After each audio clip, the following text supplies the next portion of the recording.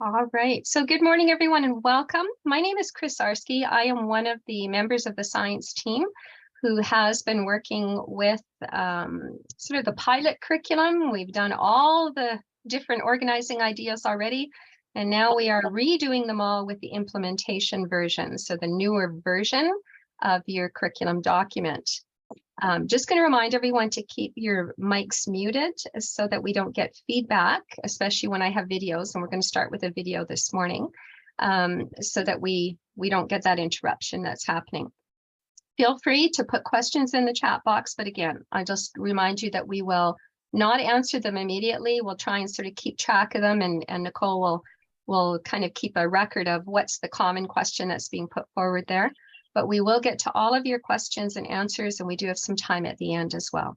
I have a whole bunch of things to share with you today. I know that not all of you are new to the science, because I do know some of your names already from being with us in the pilot already. So hopefully I'm going to offer you something new. But those who have been with Ted and I working all the way through the science already know that this program is just sort of continue to morph between the two of us. We change it quite frequently because as we are like you, we are learning as we go. And so we feel that, every time we make a change, it's for the better and hopefully something that's usable for you. So there have been some significant approach changes that we've been using, and you're going to see those again today, and you're going to see how those are going to continue throughout. Okay, so day one really is an overview day of our Summer Institute. That's really what we want to look at today, is what is the science all about? What's some of the terminology that's being used throughout the new science curriculum? What's some curriculum assessment terminology that's being put into play? That if you've been watching any of the videos that we've been doing, then you would have a sense of what that language is about. I'm going to unpack that with you today as well. I'm going to share some resources with you. So let's get started first of all. And we're going to begin with our land acknowledgement. I am going to play a very short video that talks about the land acknowledgement. And for those of you who have joined us in the past for science, whenever we do the land acknowledgement, whatever organizing idea we are teaching, I try to link some materials for First Nations directly into that organizing idea. So let's just watch this very shortly before we actually start with our own land acknowledgement.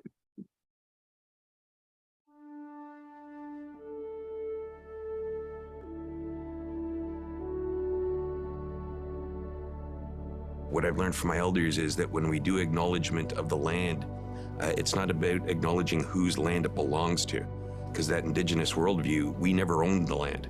We're simply caretakers of it for future generations. And what I've been taught from my elders is that when we do that acknowledgement of the land, it's much more than just the territory. It's about relationships. It's about our relationships with people that share the land. It's our relationships with Mother Earth. It's our relationships with the four-legged, the finned, the feathered, the crawlers, the original stewards of Mother Earth. It's that relationship that we acknowledge with the trees.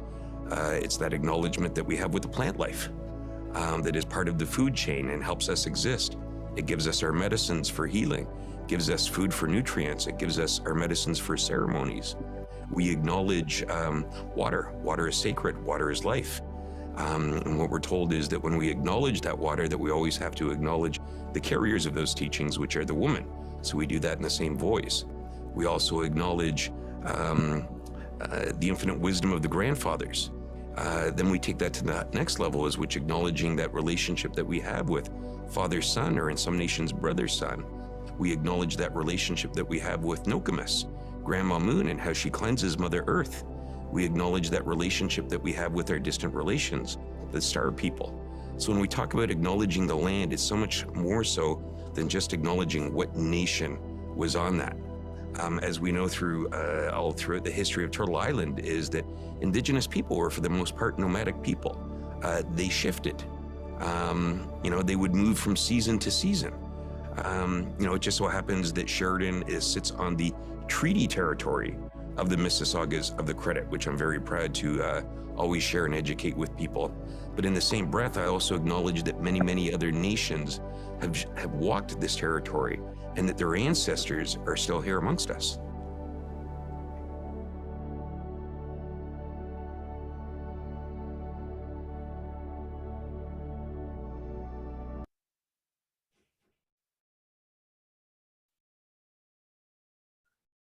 So Stephen Paquette, if you don't know him, has an incredible background.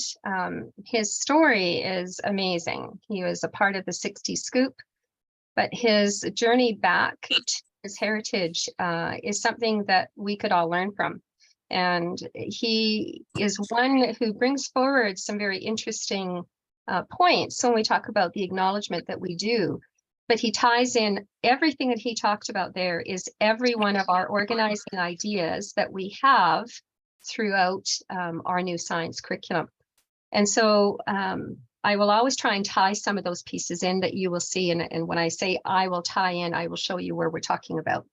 So in the spirit of reconciliation, we want to acknowledge that this gathering is taking place on traditional lands across the province of Alberta, home to many diverse First Nations, Métis, and Inuit peoples.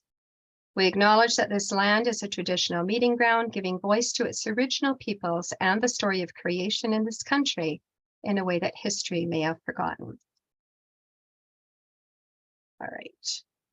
So as I mentioned before, this is really an overview right now of a little bit about what is the science curriculum about now. It has changed significantly from what we're used to seeing.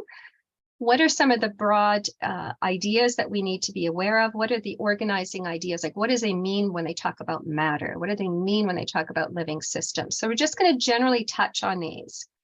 Some work has been done specifically in the organizing ideas, and I will share that work with you as well so that you kind of can get brought up to speed depending on where you are in this process already. I'm going to share the documents that we have shared out with pilot and implementation teachers already. So you will get those in the chat box. And as you get them today, just grab that link, save it to your computer. If there's multiple grades, grab the grade that you are in. You don't have to save them all. We're going to look at the cusps, and we're going to look specifically at the meaning of those cusps and what is it specifically I need to teach and how do I teach it. So those will be the pieces that we want everyone to make sure that they're able to catch on to. All right, so let's move forward. How did we get where we are today? And I'm not going to spend a ton of time on this, but we felt it was important for everyone to know that what we're sharing with you isn't sort of Ted and Chris's vision. Ted Zeroni is my partner who has been working with me on science all the way through as we started to unpack the pilot. But we had lots of feedback. We had lots of information that we got from the pilot teachers as well. And so every change that we made was informed by the feedback that we were receiving. So I don't want you to think that this is kind of a one-off. But really in May, June of 2022 is when we got our draft curriculums. And when we worked with that draft curriculum, we started to unpack it. We looked at a curriculum comparison document. In other words, what does this new science look like versus our old science? And are there places where things will be the same in my grade? Are there things that are new in my grade? And I think new is probably the more operative word that we have. But what we did is we looked at some of those different pieces. We looked at how do we interact with our curriculum document itself, and some of that offshoot work came directly from the math work that was happening in the province as well. So I will share that with you as we move through. But in any case, we did start in August with pilot teacher group, and we did unpack K to 6 in all of the organizing ideas, one organizing idea at a time. And as we worked through each of those, we got feedback. We also found sort of what was working well for us, what were areas that the teachers said, we don't have a lot of resources in, we need more help in this. So when I say it's morphed over time, because of that feedback, we keep adding and changing things that we go. And if we were to go back and do even the ones that we started with this year, with the new curriculum, we probably would say we would do it again differently. It's not a static, it's growing, and it will be ever growing. In August of 2026, we did sort of that overview. We did all of those different pieces, and this was last spring doing it with the other version. And then when we had the unpacking of all of that with the pilot teachers, we had about 330 teachers that we worked with. And that gave us lots of feedback. And so again, I want you to feel like what you're getting is grounded in what other teachers have also given feedback on, what they said is helpful, what they would like more of, those types of things. On March 17th, the minister made her announcement this year of yes, K to 3 will start in September. and released the new curriculum. And unfortunately, that curriculum had some really significant changes in it from what we were doing in the pilot. So although the pilot resources are available, they do not match the outcomes. And so we really needed to start back at the beginning again. And so we redid the curriculum document, the numbered outcomes document, to match the new one, literally overnight. And we are now unpacking again the brand new curriculum from K to 6. So let's just look a little bit about what's different. So if you really are brand new to this science, you just got sort of found out you're going to be teaching it, or this is just new, this is a new course for you for next year. Our old science curriculum, we kind of called it science in a box. We were very used to teaching a set 5 topics in our grades. And quite frankly, you know, if you didn't really hit those 5 topics, or a child missed some of those topics, that didn't necessarily mean that it was going to impact their success in the following year, because they were quite discrete. What happened in 1 was different in 2, was different in 3, etc. And it wasn't until we really got into junior high that we started to make more connections between them. That's not the case anymore. This now looks very much like your math, like your LA. What we do in kindergarten impacts grade 1, which impacts grade 2, which impacts grade 3. So those concepts that we start with in kindergarten are now important concepts that are going to be carried through and up as we move forward into subsequent grades. So one of the first things that I would say to you is, as we're unpacking next year, you might have heard bridging as a conversation we've had in math, that we had to bridge some understandings when students came into my grade, especially if I was in grade 2 or in grade 3, because those students aren't going to arrive at my doorstep with that background knowledge in that particular organizing idea. And some have more than others, all right? Some have definitely got areas where we have lots of concepts that carry through, and some are just smaller ones. So as we unpack this implementation, in the sessions that we are doing with you right now, we try, and wherever I can, I try to grab the slides from previous grades. Let's say I'm a grade 3 teacher. I'm going to grab slides from previous grades that would be important for you as a grade 3 teacher to know. There's something in kindergarten that's a rock for grade 3, and there was a little bit in grade 1, and maybe there was something in grade 2. So those will be brought forward for you in the presentations that we give you, so that you're not kind of left to your own devices to figure out, what are they missing? And does it mean I have to go back and reteach all of that? Absolutely not. A lot of times you might find the kids already know a lot of that material, but if they don't, well, then you do have some tools available to you to bring back and just bring them up to speed on some of those organizing ideas that we need to. All right, so when we talk about this curriculum, then we're talking about a spiral curriculum. We're talking about one that is building, and we're talking about no longer having topics in science. Everything follows that same format that you saw from language arts and math this year, and that is we have organizing ideas. And those organizing ideas are kind of the key pieces that tell us what it is that we're going to be teaching. You have common organizing ideas throughout the curriculum. So whether I teach kindergarten or whether I teach grade 6, I will have those same organizing ideas. Some of them are absent in the younger grades, but nonetheless, the terminology is the same. So let's unpack a little bit about this. The competencies, progressions, and New Learn Alberta, all of those competencies and the progressions that we had from before, as you found out in language arts and math this year, have not changed. They are still the same from the 2013. There's been a few tweaks in language.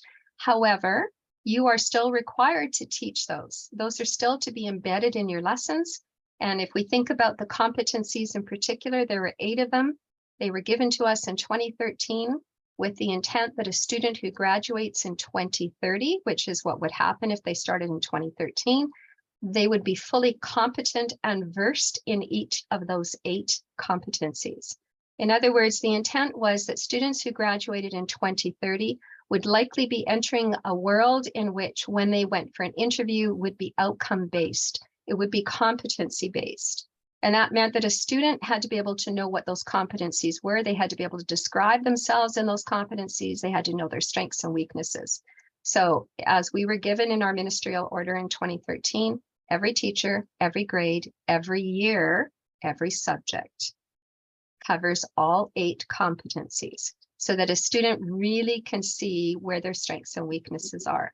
So those haven't changed. I am going to go to the New Learn Alberta site, but I won't do it right now. I'm going to do that a little bit later.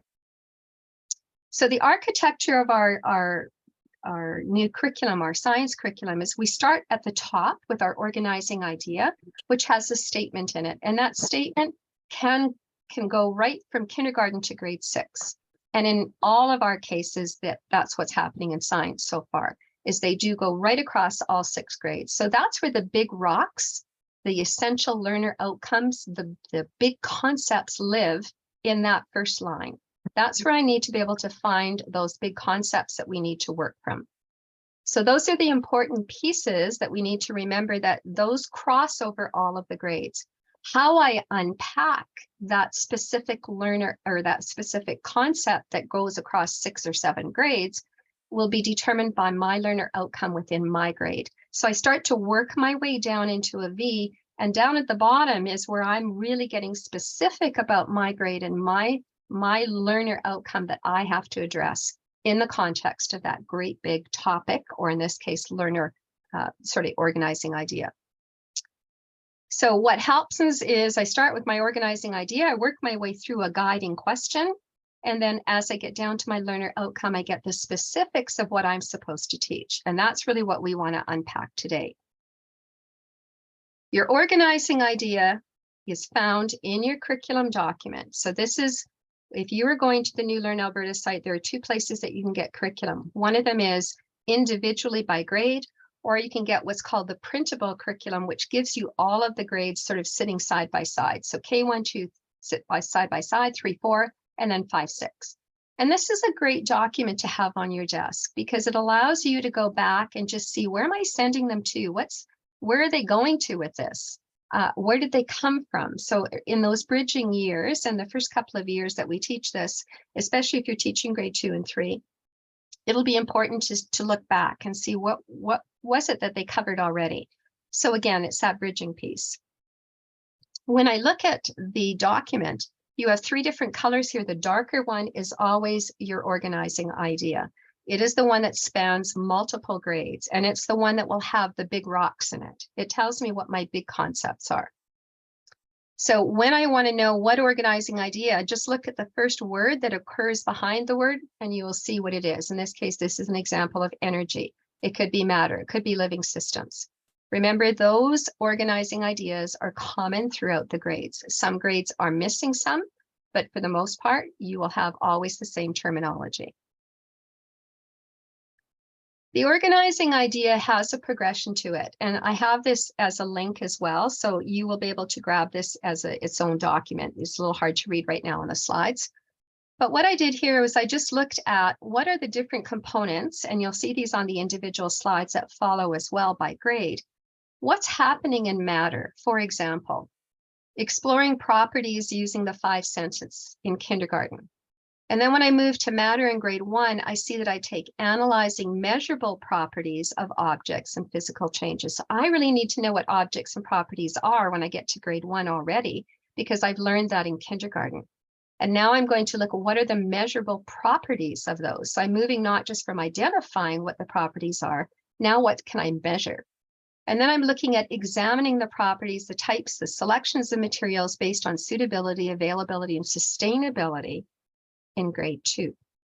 And then as I move to grade 3, I look at investigating how the substances can change, including water and the water cycle. So I see how that progression is working through, and I really do need to have that background knowledge. So that's what this sheet is just showing you. It's just telling you where I see how that organizing idea is weaving its way through in each of the grades. You will see a blank here for living systems. Kindergarten does not have living systems, starts in grade 1. And so that's how you would read this. And you also see that space is white until we get down to grade 4. And that's where space will start. So we're not going to even touch on that one today because we're not looking at 4 to 6. So this is just a summary sheet for you. And as I mentioned, when you're going through the slide deck, and I will share the slides with you, You can see how we've just unpacked this. So I've just taken these slides and put them into one sheet for you so that you can have one sort of one-stop shop look at it. But each one of you has your own copy of each of your grades in here so that you can see and go back and have a look at how do these different organizing ideas get unpacked in my grade. And remember that they house those big ideas, the big rocks in them that we want to look at. So investigating how substances can change, including water and the water cycle. So I need to be able to find the concepts that live in here. And how do the concepts in my grade fit with the concepts that lived in the organizing idea that was at the top? What parts are the same and what's getting more specific for me? So those are ways that we need to start thinking about this curriculum. The next part that you have in your curriculum document is a guiding question. And that guiding question was not a guiding question that was designed for you to rewrite as an I can statement on the board. The guiding question was designed for you as the teacher. When you read that question, you think about how would I answer that question? How you are answering that in your own mind should also inform how you are going to plan for instruction. So that's really what it was about. It's tying that organizing idea into your learner outcome. So in the adding or answering of that question, it should start prompting your thinking about, here's some things that I might need to do when I want to include for my planning for this particular organizing idea that I'm going to be doing. The learner outcome is the one that we're all familiar with. The learner outcome is what you're reporting on. The learner outcome tells me specifically what my students in my grade need to know in this particular organizing idea. So it's getting down to those specifics in our V that we were talking about. And as I look at the components that live underneath my learner outcome, which is sitting right in here, I have 3 columns that really unpacks the specificity of my learner outcome. So again, it's not anything new in design that we didn't see in the math and we didn't see in the language arts. However, it's new in the concept that things are going to scaffold, excuse me, as we move through the grades. All right, let's look at those 3 columns. And I'm going to say right up front, any one of these curriculum documents, I don't care if we talk about science, math, anything, all have the potential of being read and being misinterpreted to be just changed into a checklist. And that's not the intent of any one of these documents. How we read these documents is what are the important rocks? What are the important facts that I need to teach? And then how do I get the kids to think deeper? How do I get them to connect? How do I get them to be applying those concepts that I'm teaching them? So that's really where you want to be. You want to think in those terms as opposed to, yep, did this one, yeah, did that one, yeah, and it's a checklist and I'm done. You're done about 10% if you're going to approach it that way, because all you've done is the facts. That hasn't gotten me to anything deeper. So the knowledge piece is just that. It's the fact piece. We have to teach the knowledge piece. I can't, as a student, apply anything. I can't go outside the box and say, I'm going to start making connections if I don't have the foundational knowledge. So this is really the facts, the definitions, all that foundational piece that I need to know as a student. And so I need to learn that. Now, how you teach that to me could come in a variety of different approaches, but I need to know those factual pieces. The understanding is, in fact, the most important of the 3 columns. The understanding ties the knowledge and the skills and procedures together. And it is the statement that you find, or sometimes statements, because there can be more than one in a box, that actually is what it is the student has to be able to do. If I can say that I can take the facts and the skills and procedures, and I can apply them to new scenarios, and I can go much deeper than just the straight fact and regurgitation of facts, I am getting closer to meeting that understanding. So that is the most important column that you have. The concepts that live in the understanding also should tie to the knowledge. And in some cases they don't, and we'll talk about that. They should also, in some cases, tie the skills and procedures.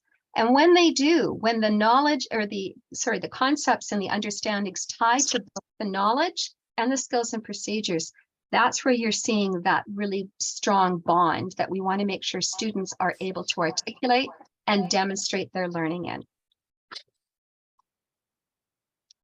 Okay, skills and procedures.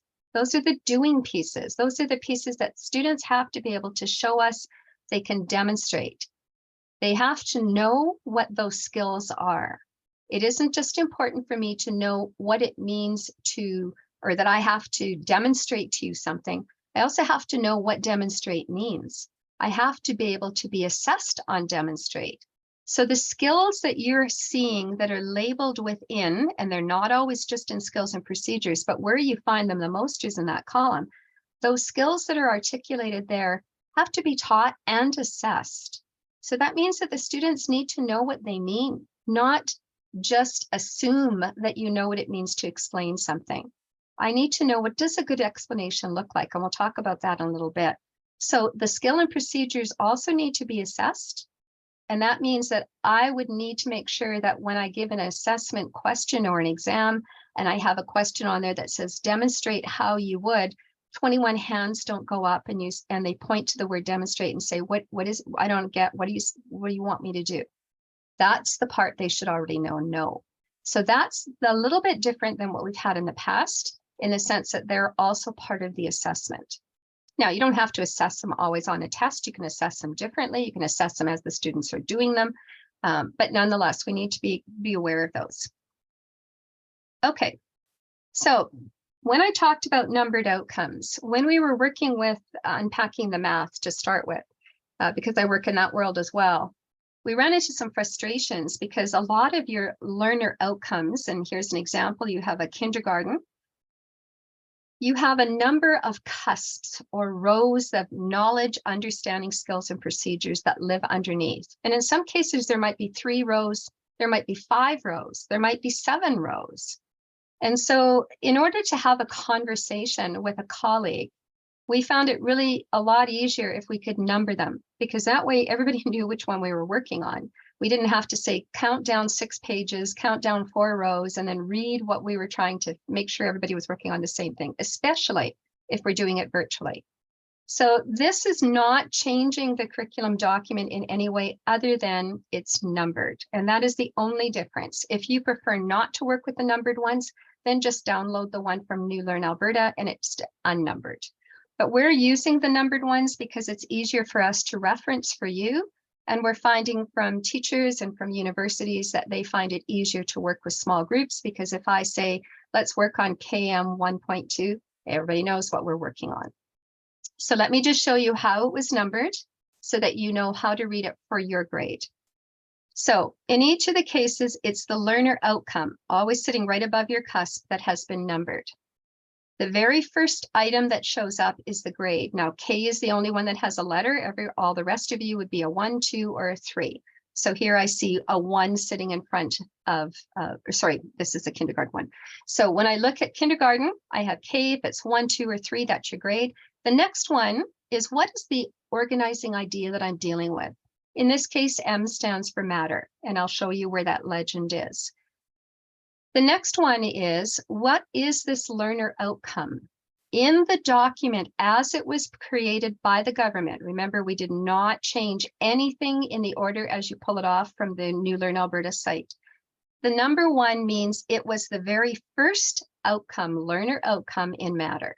So when I bring up matter, the first learner outcome that Alberta Ed identified, that's what this number refers to. If there's more than 1, you'll see a 2. The next one may or may not exist. If it has a decimal behind it, it means that this has more than 1 row of cusps below it. So remember, I said that some of your learner outcomes, the learner outcome never changes its language, it stays the same. But the number of rows of cusps or understandings that appear underneath might vary. So in this case, this is an example of the first learner outcome in matter for kindergarten. The 0.2 says it's the second row of cusps that exist. So if there was a 0.3, a 0.4, a 0.5, that's really what it was. So when we look at these cusps, we're not saying that you have to teach them in that order, but we've numbered them just to make it for reference purposes only. And you'll often see that when we unpack a learner outcome, we will often say we're actually starting down here because this is the starting point, and then we're going to come back up again. All right, so let me grab the link to this. I'm going to put the link in the chat box. What I want you to do is grab it. Make sure that you can open it, first of all.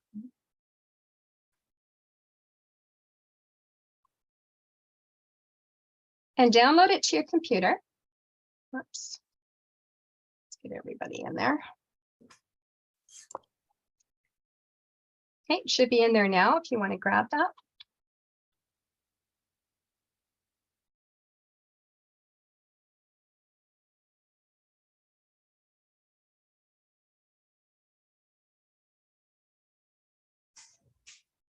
And what I'd like you to do, we're not going to have a ton of time to do stuff like this today, but we're going to do a little bit. What I'd like you to do is once you've got it, open it up, find the grade that you're going to be teaching, and just take a quick glance through the numbering, right? And then notice that when you get to the next organizing idea, it starts back at number 1 again, because when I get to living systems, for example, the first outcome in living systems and so on. So just run through. I just want to make sure that everybody's clear on how to read it.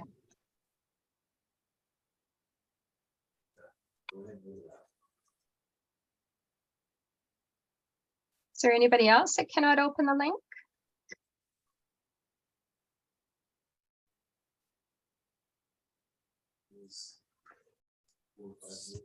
Does your phone have, yeah, that's what I was just going to say. Do you have if you're on the phone, you may not have your PDF enabled on the phone to be opened.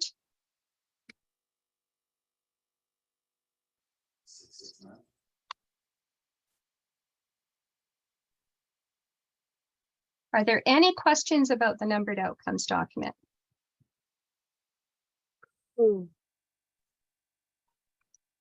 Now keep it up on your screen behind. Come back to the slideshow just for a bit here, but I do want you to keep it up. Don't close it up yet. Okay, just keep scrolling down for grade 3. It's usually around page 12, I think it is.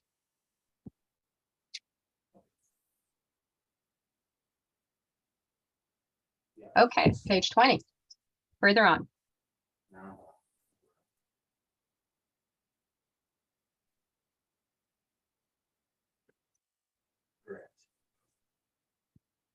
Now, one of the things that we had suggested in the pilots, and we're saying the same thing in the implementation round, is run off a copy of your grade and have those available. Just leave it on your desk and have one that's just a working copy yourself that you can just jot things down on, because we found that really helpful as we were moving through. So it's important that you have a way just to keep track of things that you've got tons of, and you'll find that even as you start reading through, you start teaching them and unpacking them, you're just making notes about need more on this or found this or that type of thing. Okay, so the number after the first number, just to clarify, that decimal that you're seeing is the row of cusp that you are on. So if I went to one of the particular outcomes, let me just go to one here.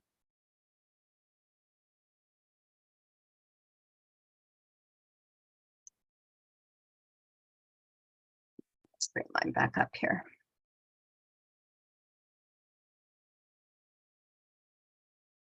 Okay, I'm just going to zoom in on grade 1. I see that grade 1 says 1.1. That tells me that it has a 0.1, means that this learner outcome, students analyze properties of objects and investigate how they can be changed, means that this learner outcome has more than one knowledge, understanding, skill, and procedure that sits below it. In fact, when I scroll down to the next page, here's another row, same outcome. Learner outcome never changes its wording. So there's the same learner outcome, but here's the second row of cusps.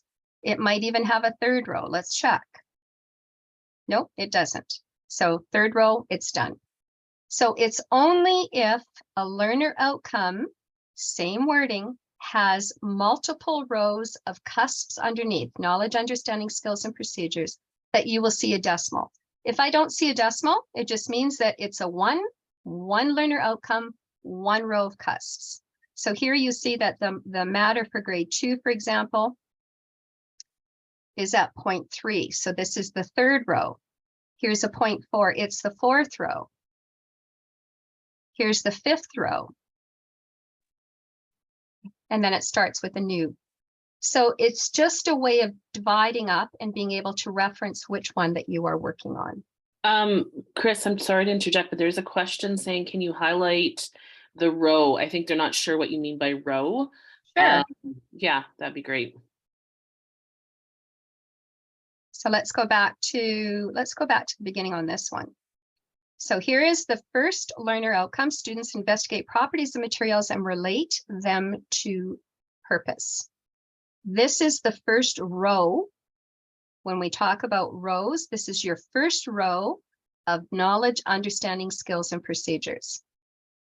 When I look at that, it says materials can be combined in a variety of ways to make objects. So this is what I'm unpacking in this row of cusps. When I go to the next row, understanding says materials have unique properties. Now I'm unpacking in this row these knowledge, understanding, skills, and procedures. When I move on to the next page, I see there's a third row, 0.3, new understanding. Materials are natural or processed, all processed materials, and so on. So each time I have a new understanding or a new row, then I'm going from there. Okay, so that's kind of the way that we've unpacked it, and we've numbered it just to make it a little bit easier for reference purposes. Okay, let's move on. When you are reading this document, you're going to need to be aware of some of the wording that is found within the knowledge, understanding, skills, and procedures, mostly in the knowledge in this case. So when you see the word include, the word include simply means that I need to pay attention to whatever is listed underneath that word, because whatever is there, I need to include that in my lesson. It doesn't have to be all in one lesson in one day, but it does mean that whatever has been listed there must be part of your lesson plan. Somewhere in the unpacking of that lesson, you need to include those bullets. That does not mean you can't add things to it. It doesn't mean that's the only things that you're going to put in there, but it does mean I must make sure that those are all there. Okay, that's really kind of important. Now, whoops, sorry. When I go down to, I'm going to skip down to the bottom where it has the wording such as in it, and in science, such as or for example. We saw a lot of for examples show up in the newest version of the science curriculum. So when you see the words such as or for example, you will find that those are simply suggestions. Whatever comes below that, you can use it. You can use all of it. You can use one of it. You can use none of it because you have different ones that you want to use. It's entirely up to you. So those are the differences in those two wordings. One is I must include in my lessons. The other one is I have choice as the teacher. And again, sometimes when you get these listed ones, the teacher said to us, well, those are all ones I would have used anyway. Perfect. I mean, I agree. A lot of times the such as or for examples are ones, but in some cases too, depending on where you live in the province and what you're unpacking, you may also find that those are not the best examples for you because they're not related to the area that you live in. So you might want to change them out. So that gives you choice. All right. That's the important piece. The other piece is sometimes there are words that show up in brackets. And again, these words are the correct terminology for the science. However, there is a feeling that perhaps, depending on the grade that these are showing up in, those words might be too difficult for the student to grasp. And you might find an easier explanation that is given in front of the term. And so really what they were saying is the words in brackets were more for the teacher or for the parent if the parent was homeschooling. But the feedback that we're getting from the teachers is also I would actually show that to the students. I might not use it every time I start doing a conversation with the students, but I probably would show them the term anyway and give them the more lay language to it, and I might interchange. So we leave that in your discretion to decide based on the ability of the students in your class and kind of how you're feeling they're able to handle some of those. Okay, so then when we looked at this new curriculum, we looked at how are we going to unpack what was the same, what was different. Now, for those of you who worked with us in math, the math was quite detailed because it was quite a bit of different. We had a lot of things that carried over. We had things that we could find in other grades. In this particular case, we didn't feel that we could probably do it the same way. So just to avoid having everything highlighted that was new, pretty much everything is new because the whole curriculum is new, even in the title. What we did is we said, here is the particular organizing idea that you're going to unpack. This is an example that's coming from grade 2. How do I know? It says grade 2 at the top. It's a matter. It's coming from the first learner outcome. So here's matter, but it's not going to be in order here necessarily. What this is looking at is everything on the right-hand side, those 3 columns, is exactly what you just looked at in the numbered outcomes document. It's the same as your curriculum document. Only what's on the left-hand side is Ted and I went through and looked at where might some of this have lived in the old science curriculum. And it will not necessarily be in your grade. So you might see that here a grade 2 outcome lived with some connection to grade 1, with some connection to grade 2. So when you see these documents, these are really specific to where could we find something. If there is nothing in the left-hand column, it means there wasn't a good connection. Why we did that was because a lot of teachers, and it really actually didn't hit us until we were doing the pilots. We had a colleague of mine actually who had taught grade 2 for 26 years. And she simply texted me one day and said, Chris, where would I find some of this information? Like, I don't have anything on this topic. And I said, well, actually, that came from grade 5. And her response was, how would I know that? And really, to me, that was an eye-opener for me because it also really spoke to how our science in a box was taught. We really had no need to know as a grade 2 teacher what the grade 5 teacher was teaching. There was no need to know that, nor did I need to care about what the grade 3 teacher was teaching. So the knowledge necessarily isn't going to be there. You might have been a veteran teacher, but unless you've had moved around from grade to grade, or you have grade meetings where you talk about different topics, there would have been no reason for you to be aware of where I would find some of these. And so that was one of the reasons that we put the things in the left-hand column that we did. All right, it's not for any particular, you have to be also aware of the fact that some of that will be language that will be over the top for some students if I'm doing a grade 1 and it linked to grade 5. Okay, I'm going to grab these links. I'm going to put them, hopefully they're all going to work for us, so I don't have to open them. I'm going to put these in the chat box. So what I want you to do is grab the one that belongs to your grade.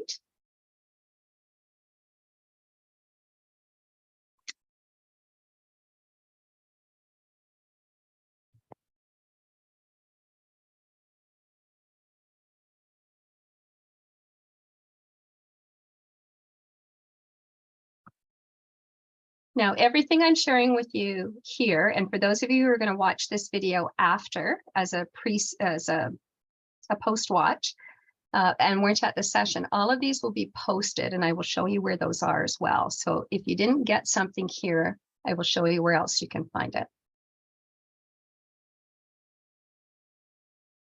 So you can have just a quick glance through yours. We're not going to spend very much time on that one at all. Just having a look to see if there are any linkages from previous grades to your grade is really all I would be looking for at this point.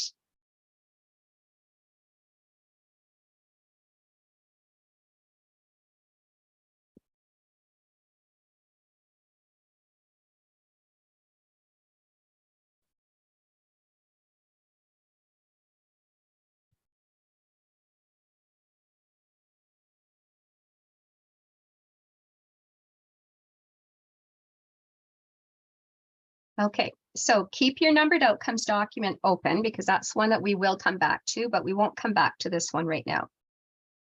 What I'd like to do now is just launch a little bit into the conversation about concepts. When I talked about that at the beginning where I saw big rocks, we really, really need to have these updated, or not updated, but we want them to be consistent throughout the province. So if you're teaching up north and somebody else down in this session we're in today is in Lethbridge, we want to make sure that you're finding the same concepts and understanding and assessing the same big rocks. So that's an important piece for all of us to have.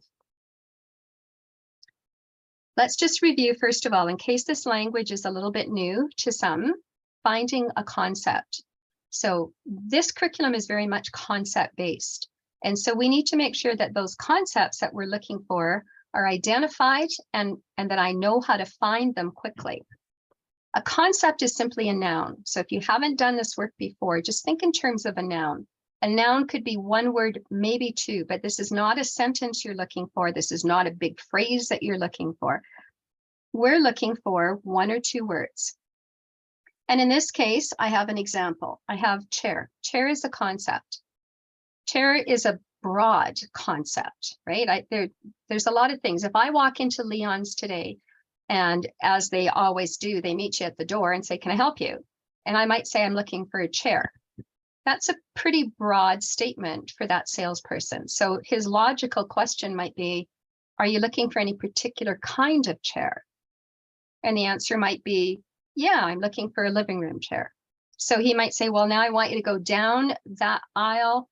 And that really going down that aisle takes out all of the business chairs. It takes out all the bar stools from the kitchen, all of those. And I'm zeroing in on the potential of a living room chair. So this is the kind of thing that we're talking about when we talk about the big rock. The chair lives up in the organizing idea. Which chair I get to unpack in my grade will be determined by the CUSP, the knowledge, understanding, skill, and procedure. Am I looking for a description and a building of a living room chair, or is in my grade, I'm looking for something that's building a bar stool? So that's really what we want to be able to do, is find those big concepts. They're broad terms. Democracy, planet, landforms, discussions. Those are all very broad nouns. And until I see how I have to unpack that, I don't really know the specificity of it. The conceptual lens that I use helps me to zero in on what I want to look for in those concepts. And by conceptual lens, I might be saying, I'd like you to look at a particular item through the lens of. So I might just give you a picture that looks like this. I see clouds, I see green lush trees up the side, maybe it's a mountain, I see all kinds of trees, I see a road. And I might say, I'd like you to look at that picture through the lens of an ecosystem. So now I might be really focused on what is it in that ecosystem that I see? What are the elements of an ecosystem that are being demonstrated here? I might say, look at it through the terms of interaction.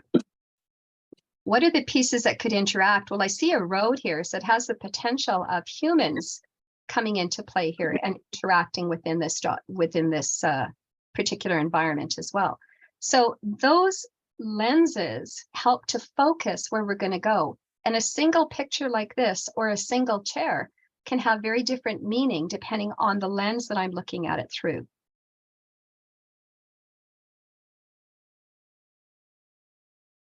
So here's an example of a concept. So what I would like you to just follow through with me first, and then we're going to get you to look at your document. So I am on grade 2 matter, the first outcome, the third row of cusps. Identified. What I want to do here is I want to look at, let's just look at the guiding question. It says, how can suitability of materials be determined for specific purposes? I've highlighted yellow. Purposes. Purposes is a concept. Purpose of what will be defined as I start to unpack my specific cusp. I see purpose shows up again in the learner outcome. Students investigate properties of materials and relate them to purpose. So again, there's that same concept showing up. Now, these are not the only concepts that are living in this sentence right now. There are other concepts. For example, I see properties, I see materials. So those are also concepts. So here's what I'd like you to do. I'd like you to find 2M 1.3 on your numbered outcomes document. So if you're working on one screen, just bring up your numbered outcomes document right now. Find 2M 1.3. It's a short one, and that's the reason I picked it.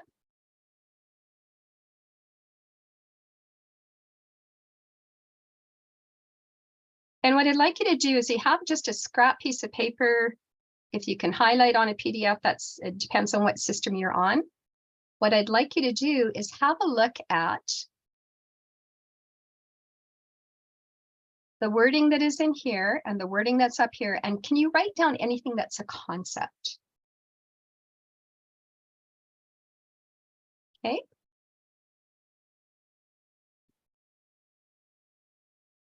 So we're in grade 2, M1.3. Go to matter, first outcome, third row.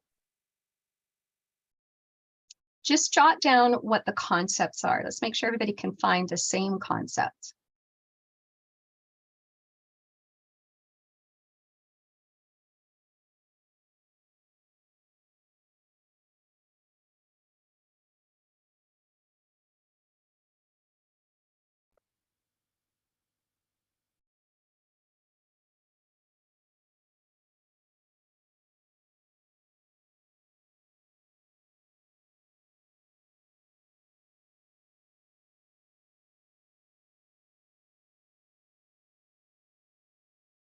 Okay, up on my screen right now, you'll see some of the words highlighted.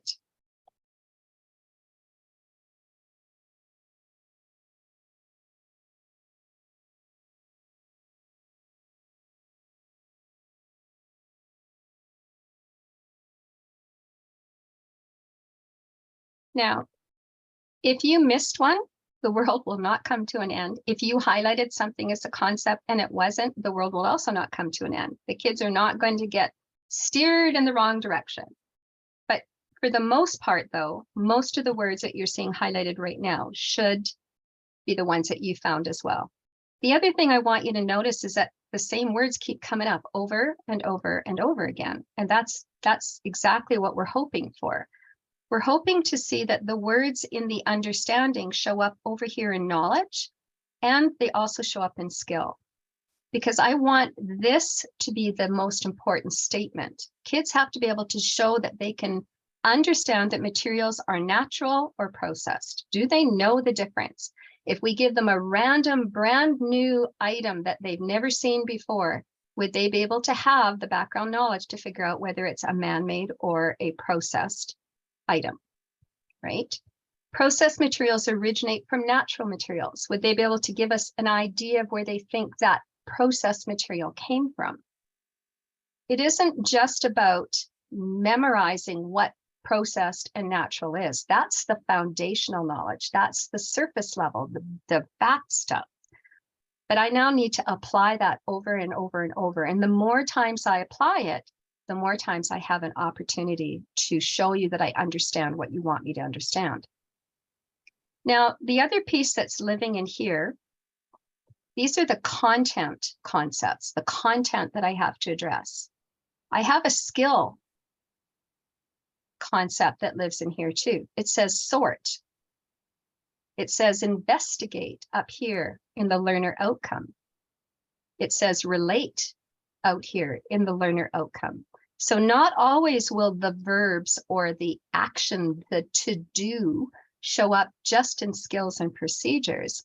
I have to make sure that I read all the lines that are there and find what exactly is the verb or the action do word that these students have to be able to come up with. Now, it says relate and investigate, but I don't see that happening here. But that might come in subsequent cusps as we start to tie them together. Remember, each cusp is not just a test and we go on. A lot of times a cusp is a building block to the next row or one of the other rows because they're not always in order. So it's not It was never intended that you test every row and give a mark on every row. That's not the intent of the curriculum. You are reporting on the learner outcome. That's what we're reporting on. So did they get the whole learner outcome when we put all those understandings together? Okay, so that's going to be important for us to know how to do, because when I find those concepts, as I'm teaching them, I want to make sure that I show students how they're connected. Remember when I said, don't change it to a checklist, because a checklist says this, this, this, done, done, done.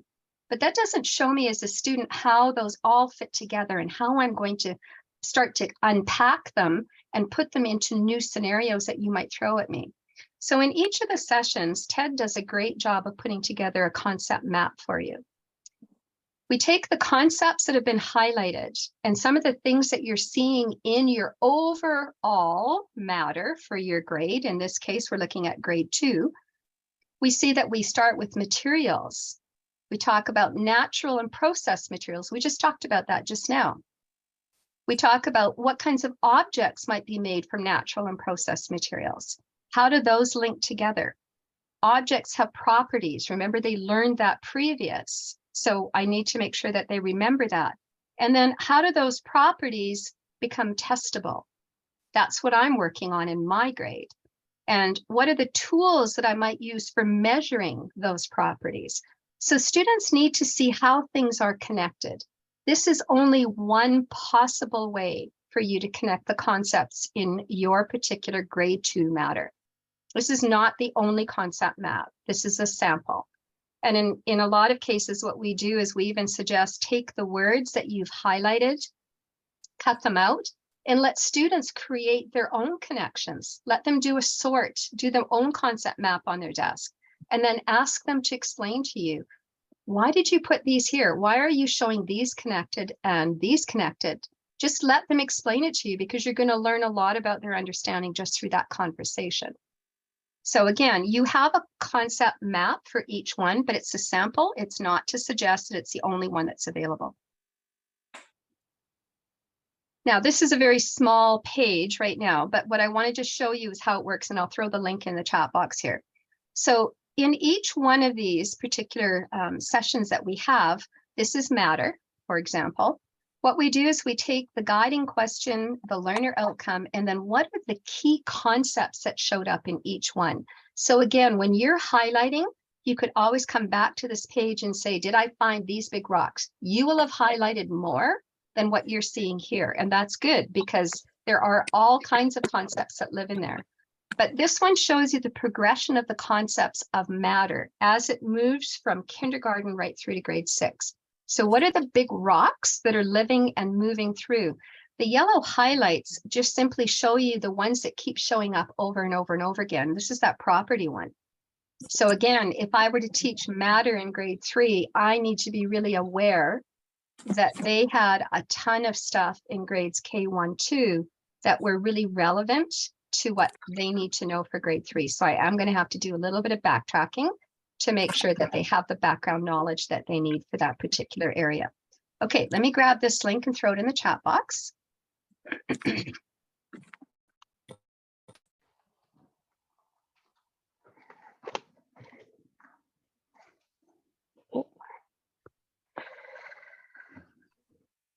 Okay.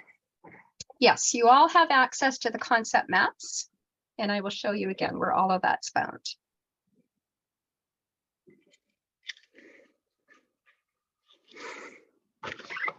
I'm just going to enlarge my screen just so that you can see that you've got matter, but you also have all of the other organizing ideas as well. So that means that you have access to looking at the concepts here and how they progress through. We unpack each one of these each time Ted and I do a session with you. So we don't just sort of leave that to your own devices. We bring that back each time. So if you're following along with us, then we try to unpack those alongside you so you're not kind of left to your own devices. So you might want to save that one someplace on your drive, because that will be helpful to you as you work your way through. Okay, let's take a quick deep dive into the cusps, because I want to make sure that everybody's really clear on this finding of concepts and why it was so important. So when I look at the knowledge piece, I find often in the knowledge side in science that a couple of things happen in that column. You get definitions already. So you don't really have to define in a lot of cases, the definition is provided to you.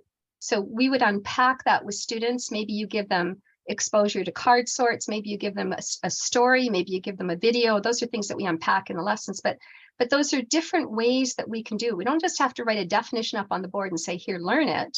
We can show them and then say, what did we learn from that, and start to generate that definition with them. But the definitions often are provided for you in the knowledge section. If there is no definition, then you might want to do a search in your New Learn Alberta for that word, and you might find that it was already previously defined in one of the previous grades. And that's where it lives, because they don't bring it back over and over and over. If you don't find it, then that's something we would have to provide the students with. We need to make sure that they are aware of what the meaning of those words are. The other thing that happens in knowledge is that we often get examples. Remember, the word include often shows up in here.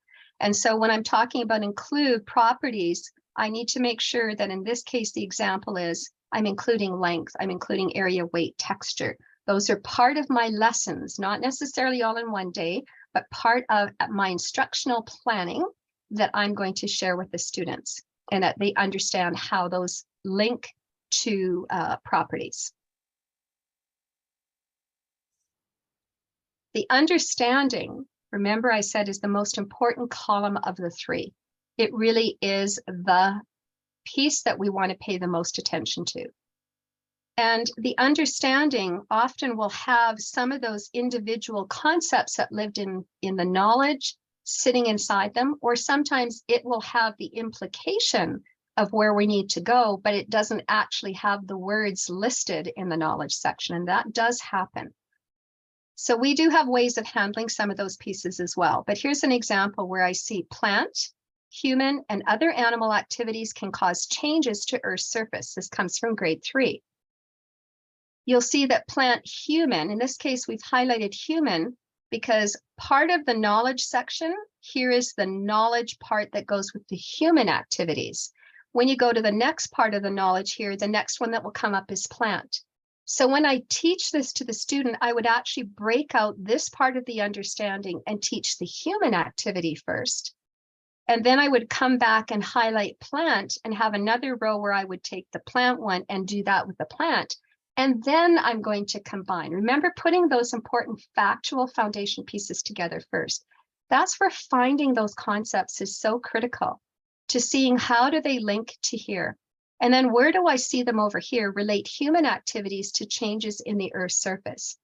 I don't see it relating to plants. So this is another place where human and human come together to meet that understanding. So again, I need to make sure that the students are connecting those pieces all together. So I'm going to actually skip this one in the interest of time, because I know we're going to run out. But what I would have asked you to do, and you will have the slide deck so you can come back to this, is just go to any cusp in your grade and find the concepts that link to the understandings, and where do you see them in the knowledge, and where do you see them in the skill and procedure? And how would you unpack those? Would I see something like the human and plant where I'm going to do them in sections, or do I just see one? And where does that one show up? The reason those are important is because some of those are just going to be facts, right? Even in the linkages of the understanding, it's just a fact. I need to teach you a fact. But others aren't facts anymore. The question that they're asking you to do is relate something. If I'm supposed to relate, or I'm supposed to represent, or I'm supposed to compare and contrast something, that means I better know something about more than one thing before I can do that. So that's where understanding kind of what level am I working on here? Is it just fact stuff, or am I already going a little bit deeper than the facts? So the skills and procedures have a progression to them as well, just like the knowledge did. Okay, it's important for us to know what the skills are.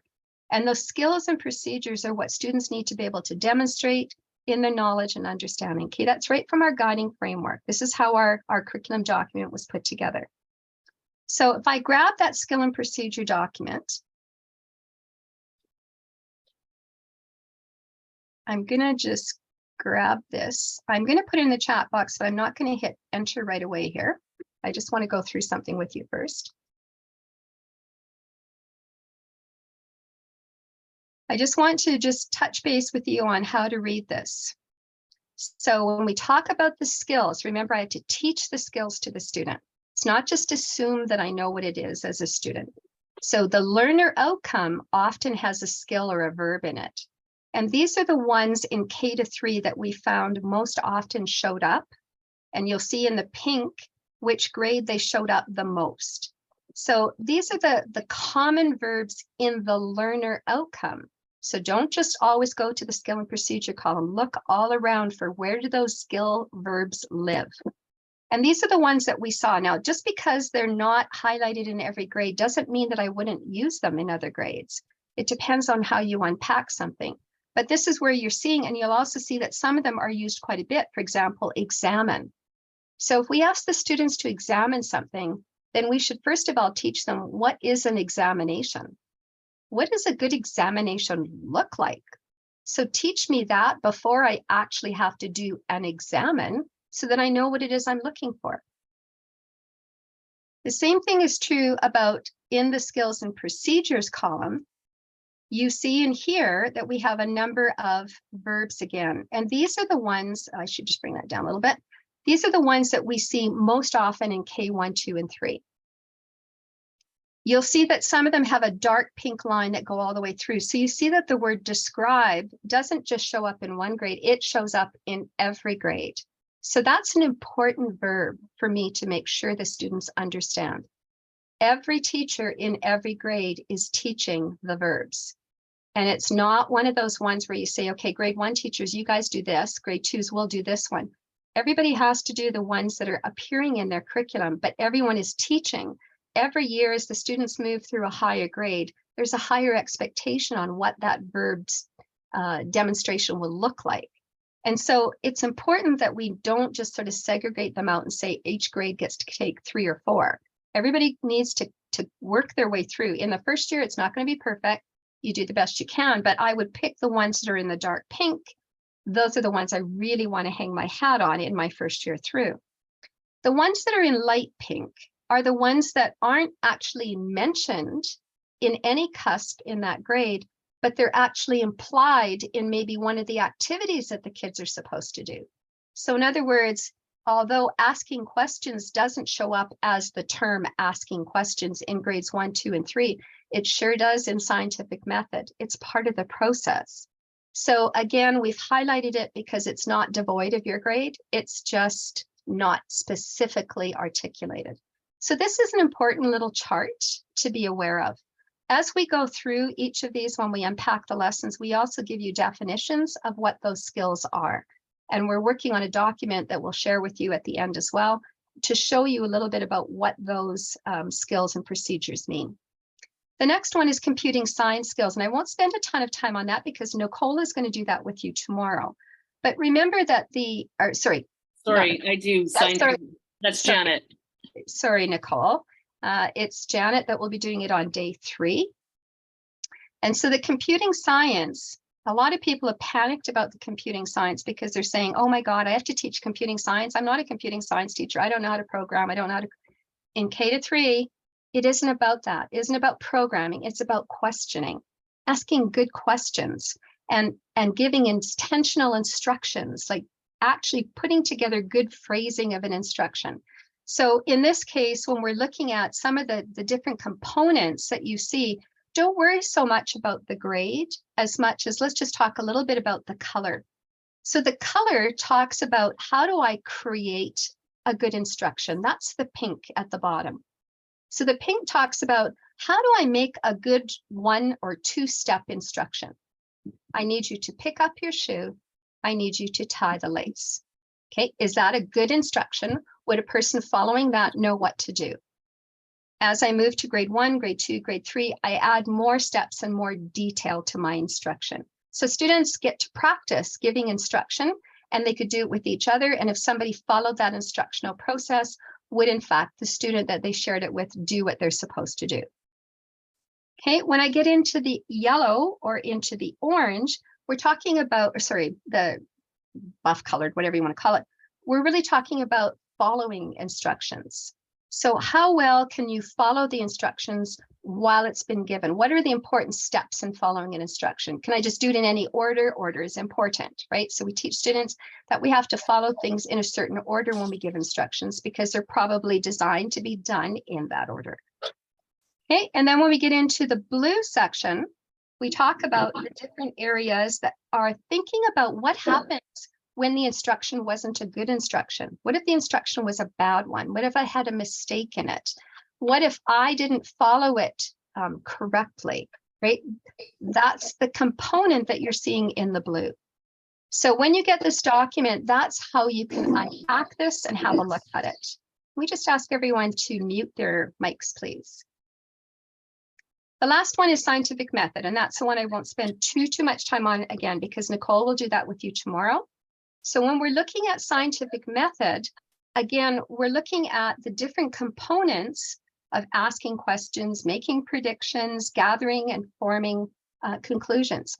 And what you see here, and Ted put this one together, he's highlighted them so that you can see how these carry throughout the grades. So I ask good questions. I start learning how to ask good questions in grade 1, but I also ask good questions in other courses, not just in science. So just because these are not listed all together in one particular outcome, let's say in science, that doesn't mean I couldn't do any one of these individually and that they wouldn't apply to math and that they wouldn't apply to language arts and social studies. These are not specific just to science. It's called scientific method, but let's remember that these are applicable across your different subject areas. Grade 2 is a big rock because that is where all of this, the guide for our investigations, all the steps to carrying out an investigation are listed in grade 2. So we have been saying all along, grade 2 teachers, the weight of the world is on your shoulders to make sure that the kids all know those steps for an investigation, because it's implied that from grade 2 up, everybody will know what that is. So grade 3 teachers, obviously the grade 3s aren't arriving at your doorstep knowing that. So you will need to go back and have a look at that. But again, Nicole is going to unpack a lot of that with you tomorrow. So I'm just going to leave that. Let me just give that to you in the chat box here. Grab that and put it into your computer files.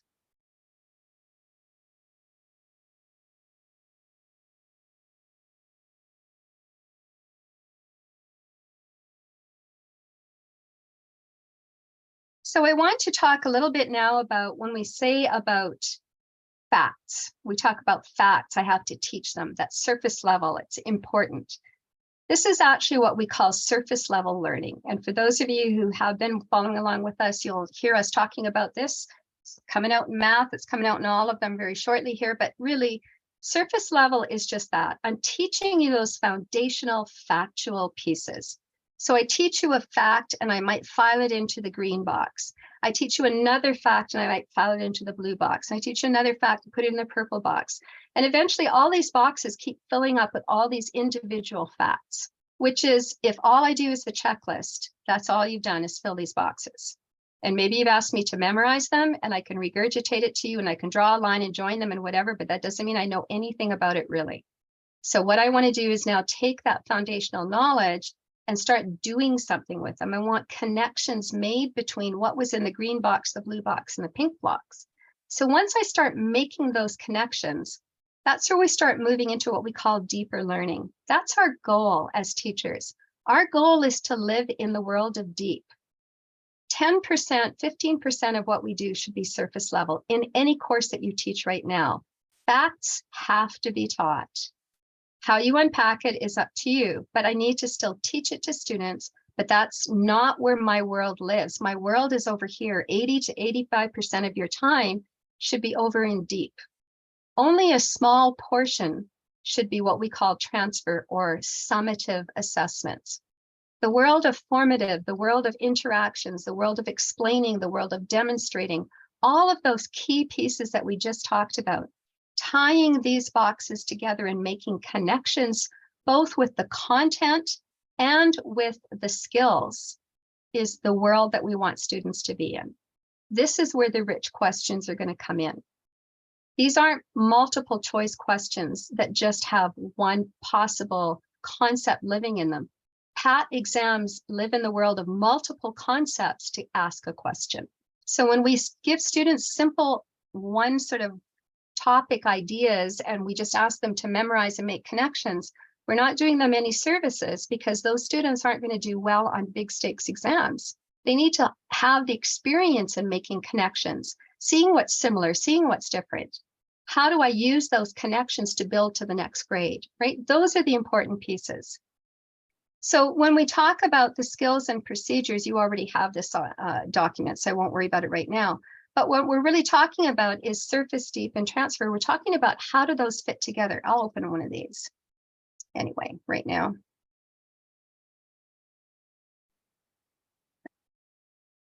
So we've already unpacked sort of the skills and the different pieces that live alongside them. But what I'm looking at right now is in kindergarten. And so what we've done in this sample that you're seeing is we've taken all the different components of your cusp and highlighted them in color. And the color is important because the blue talks about what are those surface level, what's fact in this particular document. Sorting is a fact. You either got it or you don't, right? There's no deep learning to a sort. Now, how I question and what I do after I've learned all the facts, I might make it a deeper sort. But a sort right now in this particular context of just sorting out by color, sorting by size, that's just fact. So I'm learning and showing you that I've learned what you wanted me to learn over in the knowledge, which is what are the properties. I can do by color, by size, by texture, whatever, okay? Those are just factual pieces. And just because you give me more cards doesn't mean I know more things. It just means I'm doing more of the facts. Same thing with describe the properties. Properties color. Property is it's smooth. Property is it's rough, right? That's again, it's just a reiteration of what I've learned as a fact. The yellow starts to get into the deep. Objects have identifiable properties. Objects may be similar in one or more. So similarities, now I need to know something about more than one thing because you want me to find what's the same and what's different. Compare properties, right? I can't compare if all I know is just straight factual stuff. So I need to start putting these together. So this is where we start to get into the deep. You might see over on this side that there's stuff in black. Remember I said to you that sometimes there's understandings that do not have any connection to the actual knowledge. So I see over here what an object is. It tells me what the senses are, but I don't see senses in here. I don't see objects with senses identified in here. And so do I just ignore this? The answer is absolutely not. That's factual foundational knowledge I need to teach. But it might be I need to teach that first before I start launching into the connections between the concepts that we found. That's why you're finding those concepts. You want to see where does the concept from the understanding live over here in knowledge? Where does it live in the skill and procedure? And what did I have that didn't have any connection? I still need to teach that, but I need that then as foundational knowledge just to get to the concept to start. So these have been created for you already, and they've been done for matter and they've been done for living systems. And again, I will show you where those are in just a bit.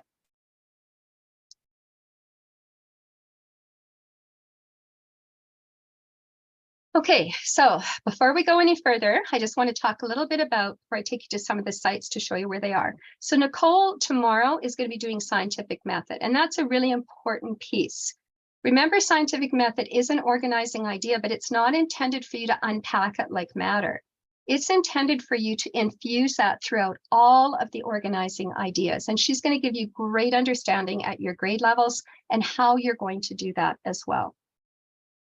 The following day, you have Janet Bell, who's going to be looking at this computing science. So again, how do I unpack that investigation? How do I unpack the questioning, the instructional, all of those different components. But moreover, Janet will also tell you what computing science all entails, because some of you are teaching 3-4, and that means that 4 has a little bit of a different component to it as well. And so we need to understand it's not just about investigations, and it's not just about answering sort of instructional questions. There's a little bit more to it as well. So she's going to unpack that for you in a pretty deep way so that you have a better understanding for each of your own grades. On the last day, you will have Jess Orcheski. She's another member of our team. All these people from the science team are going to be joining you, so you're going to have a chance to meet them all. And she's going to be tying all of the pieces together. She's going to be tying a little bit more about sort of a review of what we did today, but also tying that through an assessment lens, so that we have a bit of a connection into those pieces as well. So when I talk about what has been done so far, Ted and I have been doing the implementation series. So what we do is K to 6, we unpack one organizing idea at a time. And so we have already completed 3 videos, depending on what grade you teach. There has been an introductory video. So if you have never been part of any of those sessions, I would suggest that you can register for the session still. There's no cost to it. The only difference for the registration is you get a heads up and you join us on the day that we do it. You can ask whatever questions you want. But the introductory video unpacks for you a little bit deeper this idea of what surface deepened transfer is all about. We have completed living systems for grades 1 to grade 6. And we've completed matter for kindergarten to grade 6. So these are already finished and posted for you, and I will take you to show you where those are found. We are doing earth systems in the week of October 10th to the 19th. Energy and space is only for grades 4 to 6, so that doesn't apply to you unless you're teaching a split grade of grade 4. You can still go into any of these, even if you hadn't come to these, that's fine. You can find them on the CARC or the ERLC website, and you can register for them and join us. You're not obliged to, but just telling you what the dates are. So in those sessions, we unpack the organizing idea. We take you through what are your key concepts. We take you through what's surface, what's deep, so that we can make connections. And I provide you with resources that you can use to teach and unpack each of those different levels, so that you're not starting from cold. We try and give you that sample unit, how I might unpack it. And that's just my personal perspective. It doesn't mean that's the way you have to do it, but I give you all the resources that I can find at this point. Beside me, I see a whole bunch of books right now. We highlight for you resources that we've already found that would work for that particular organizing idea for your grade. So we try and give you as much of a starting point as we possibly can. So one of the questions in the chat box is, should I start the year with living systems or matter? So what Ted and I found when we did the pilot, we originally asked teachers, where would you like us to start? They asked us to start at living systems, which we did. We did living systems, matter, earth systems, energy, and then we did space. Initially, we thought we might change the order, but as we worked our way through the pilot, we found that the big concepts that lived in living systems were some of those big concepts that we needed that lived in matter. And then there were some that lived in matter that we needed for earth systems. So we actually had the order not too bad. The concepts rolled from one organizing idea to another. So we are continuing to do it in that order. That's why we did living systems first, and that's why it was the first series that we posted. We then followed it with matter. Now, you as a classroom teacher, you have full decisionary power. You decide where you want to start, but that's the order that we're following. You can grab materials at any time if you decide you want to go in a different order. Again, it's entirely up to you to decide that. That was just the suggestion that we had and the observation that we made. All right, let me just take you to 2 very quick websites here. I want to take you to the first, just going to show you a few things on ULearn Alberta. I'm going to log in here. And if you have logged into New Learn Alberta and you have your name in the top right-hand corner. We have about 5 minutes left, Chris. Okay, thank you. You're going to come to your home page that looks like this. Now, I'm just going to show you one thing. I am logged in. If you are logged in and you have your name showing in the top right-hand corner, but you don't see boards sitting on that front page, then you haven't quite got all the login that you need to have. You're not at the right level yet as a teacher. So check to see whether you see boards. If you don't, in the bottom right-hand corner, you see a little green button called Contact Us. All you need to do is click that on, tell them that you don't have access to boards, and they will know at the backside what to do. All right, they'll send you an email saying we've updated your login, blah, blah, blah. If you see it, great. Okay, we're going to quickly go over to just this one here. Kindergarten. I'm in the blue section, which is the curriculum section. When it comes up, you come up with this page here, which is the Alberta K-6 curriculum. This is the page that allows you to go into individual grades. If you want that great big document that we gave you, the numbered outcomes document, you want to come down where it says printable curriculum. That's what that big document is, right? I'm going to stay in here for now. I'm going to go into science. I'm just going to show you two quick things just so that it makes your life a little easier. I'm just going to grab one of the grades here. I'll just grab grade 2. So when I go in, click on grade 2, depending on the size of your screen, it adjusts accordingly. You might have 2 or 3 grades. I'm seeing 2 on mine, but that doesn't mean that you necessarily will. And what it does is it starts from the order that it appears in the curriculum document. So you're seeing the first organizing idea, the guiding question, and the learner outcome. Okay, so we're in matter. In this case, it's grade 2. Now, what I wanted you to notice is when I move my cursor down, notice that when I hit the learner outcome, it turned green around the outside. When it turns green, and 98% of them will, it means that there's more information linked specifically to that learner outcome. So if you go to the little I that's circled for information, when I click it on, what you've said to the computer is, all I want to work on is that learner outcome in my grade. I don't want to see anything else, just the learner outcome that says students investigate properties of materials and relate them to the purpose. Okay, that's what that will do. Now, the reason I want to show you that is below it, you get another little menu that comes up. First of all, below, they'll show you all the CUSPs, the knowledge, understanding, skills, and procedures that fit to that learner outcome. And you also have resources, competencies, literacy progressions, and numeracy progressions. So if you were thinking, I have no idea, I actually have not been teaching competencies, but maybe I should start teaching them. I don't even know what competency would fit with this outcome. Well, when you click on competencies and scroll down, you will see suggestions. Okay, they're not saying all of them, you just pick one. They're saying possibly critical thinking, problem solving, research management, creativity, communication, or citizenship. Not all 8 of them are listed. They're saying those could potentially fit with what it is you're going to teach, depending on how you want to unpack your unit. You could focus on one. You're just picking one competency to highlight with the students as you work through. You're not doing all 8 at once because they're never going to make connections that way.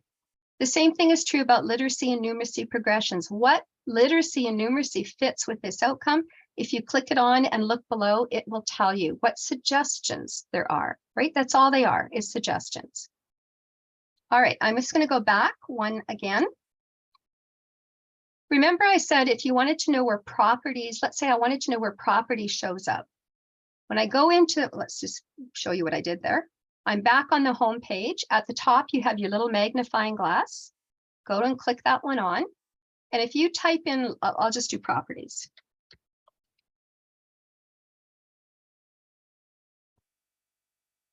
What it does, because I didn't tell it what subject I wanted, it shows me anywhere in math, science, LA, any grade that the word properties shows up. So if I want to start to limit it, I could say, I just want grade 2. I only wanted to know, maybe I want to link, I don't know, 2 subjects together. Maybe I want to do math and science. So show me where properties show up in grade 2 math and science. And this is what it will do. So you can search accordingly that way just to save yourself. So remember too, when I said, if you don't see something defined, you can search that way as well. Where did they show up? That's maybe where it was defined. Okay, that takes care of the first one. Let's go to this one, arpdc.ab.ca. That's an important one for you to remember. This is the new website. For those of you who've been working with us all along, the Moving Forward website is now closed, and we have dragged everything over into this learner or into this site. So when you go to arpdc.ab.ca, you are going to go up to the top here where it says New Curriculum Resources. That will take you to a page that looks like this, and you have your boxes. So let's pick science. And now I can search and be a little bit more specific. I am in science. I'm going to look for grade 3 only. Okay, I only teach grade 3. So I'm going to put grade 3 in. I would leave the rest of them at all, especially if you've never been here before, because this will show you what's there. And now what you're seeing is, here is the Science Implementation Matter series that Ted and I already finished. So when you click this on, you will have access to the video. So you'll see the video that we did. Always below the video, you get a slide deck copy of everything that we did in the video with any links in it. You get any of the handouts that we gave you. They're also listed right below that. So anything we share with you in the series or in that particular presentation is posted in here as well. So that gives you a place to go if you are looking at starting, let's say, next year with Living Systems or Matter, then you can find your grade and you can listen and see what we had, what we shared. You can get ideas from there, use whatever you'd like to use, not use. I mean, that's entirely up to you. So arpdc.ab.ca, click on New Curriculum, and then choose whatever subject. The same thing's been done in math. All right, let's go one step further. In the slide deck, when you get the slide deck, we've given you a whole bunch of other possible links that may be helpful to you. Edmonton Public has done a scope and sequence. Edmonton Catholic has done their box as well, their crates, their science crates and their pacing guides. And so they're listed in here as well. Concept introduction activities that we've used, like how do we teach kids about concepts? All kinds of activities that we posted in there as well. Here are your concept maps that we were talking about, so that you can find those. So I don't know about you guys, but I am in the middle of a severe thunderstorm. And the last thing I want to share with you is a document that by the end of summer should be available to you. What we are in the process of finishing right now, we're going to start with Living Systems and Matter, is we are putting sort of a one-stop shop together for you. It's a document that will allow you to sort of go in and have a look at what is quickly available to me for resources, for anything to do with science. So in this case, I'm showing you a Living Systems grade 3. It's still being worked on right now. It had 4 cusps in it. At the top of every one of the documents will be those hyperlinks to all your progressions. We also have a skill and procedure that we're going to be linking in here for you. And then what you will find below is for each cusp, you will have a section called what are the prerequisite skills? What are the terminologies that we need to know? We've divided the knowledge, understanding, skill, and procedures into surface and deep for you already. And so we have teachers that are working on giving you sample activities, giving you illustrative examples that you could use with students. And then on the far right-hand side, you will see a section on computing science and scientific methods. So anything that Nicole has done already that links to that particular organizing idea or grade is linked in here. We also have another team member, Ange Deering, who is created for you in computing science, specific for every grade, every organizing idea, a 10 or 15-minute clip. How do I teach computing science in this organizing idea with my grade? So it's very targeted for your grades. So these are hyperlinked in here. And then the last column will be a column for assessment, giving you some sample ideas for assessments. Those will be hyperlinked in here. So this is being created right now. You will have additional print resources that are put in here, virtual resources that we find that would be helpful to you, resources developed by other school divisions right now. There's been quite a bit that's been done. So rather than you hunting the web, we're going to hyperlink those in here for you so that you can just find them. So if it has more than one cusp, you're going to have just multiple pages of it. And at the very end, we are creating a section for your librarians or for yourselves called the Learning Commons. And that Learning Commons one is what books are really appropriate for this particular learner outcome and organizing idea. So anything that I highlight in the series as we teach it to you will be put in here, and anything else that teachers have shared with us as well. So it'll be kind of a one-stop shop. It will be done for K to 6, even though 4 to 6 isn't being done right away. We will find it we'll try and get them done by the end of summer. Hopefully you'll have them. So for those of you who are teaching higher grades, and I know we have some of you in here right now, this is what the new document will look like. Defines for you your organizing idea up front. I'll just make it a little bit larger so it's easier to see. So what is matter? What are the prerequisite skills? Your cusp will be in there. And again, same idea. You'll see that all of the different examples, links, things that students or teachers have found that would be helpful. So we hope that this document will be helpful to you, make it a little bit easier for you to navigate your science. The curriculum skills and procedures that I shared with you are already hyperlinked in here, as are the concept progressions. And then Ted has created science planners for you. We will hyperlink those in there that you can use for planning, which already have all the organizing ideas, cusps, everything built into it. It's just a drop-down menu. So we are very hopeful that you'll find those helpful and that it will give you a place to go. All right, before I share 2 final links with you, are there any questions?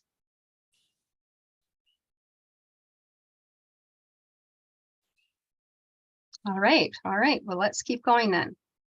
I will stay on for a few minutes if anybody has any questions. So here is the link to the handouts.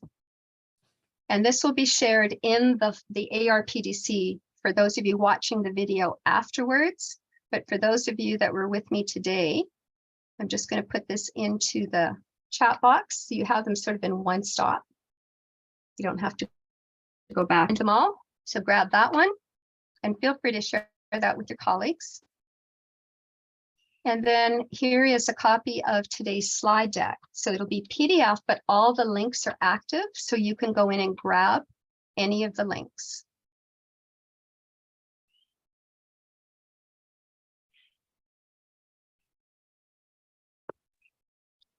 All right, so that's in the chat box as well. So there is my email, Ted's email. If you have any questions at all, we are pretty much working on all that stuff over the summer. So feel free just to drop us a line or a question at any time. I'll stay on for anybody that has any questions. I know sometimes I'll stop the recording. Thank you everyone who was with us today, but I know people don't always like to ask questions when we're being recorded.